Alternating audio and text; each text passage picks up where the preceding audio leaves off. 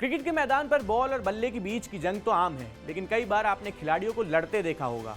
कई ऐसी लड़ाइयां क्रिकेट इतिहास में दर्ज हैं जिनकी चर्चा अभी तक होती है, चाहे इंटरनेशनल क्रिकेट हो या डोमेस्टिक क्रिकेट। कोई भी इससे अछूता नहीं है। 2015 में रणजी ट्रॉफी में ऐसी एक लड़ाई हुई थी। ये लड़ाई दिल्ली और बंगाल के बीच मैच में हुई थी। दिल्ली के गौतम गंभीर और बंगाल के मनोज तिवारी के बीच ये लड़ाई हुई थी। मनोज तिवारी ने अब क्रिकेट को अलविदा कह दिया है और इस संन्यास के बाद उन्होंने इस लड़ाई को लेकर बड़ी बात कही है। अब आपको इस मामले के बारे में बताते हैं। फिरोजशाह कोटला में मैच हो रहा था। मनोज तिवारी नंबर 4 पर बल्लेबाजी करने आए। तिवारी उस समय कैप पहनकर आए थे, लेकिन जैसे ही उन्होंने देखा कि सामने तेज गेंदबाज सुमित नरवाल हैं तो उन्होंने ड्रेसिंग रूम से हेलमेट मंगा लिया। गंभीर फर्स्ट स्लिप पर खड़े थे।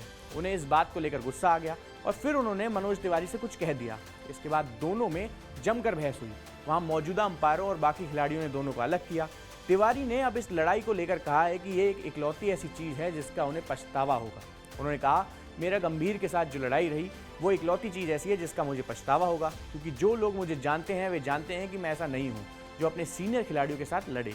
ये वो चीज़ थी जिसे मैं अवॉइड कर सकता था।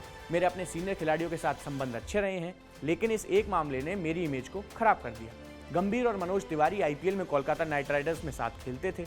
गंभीर की कप्तानी में जब 2012 में कोलकाता ने अपना पहला IPL खिताब जीता, तब मनोज उस टीम का हिस्सा थे। दोनों काफ़ी करीबी भी माने जाते हैं।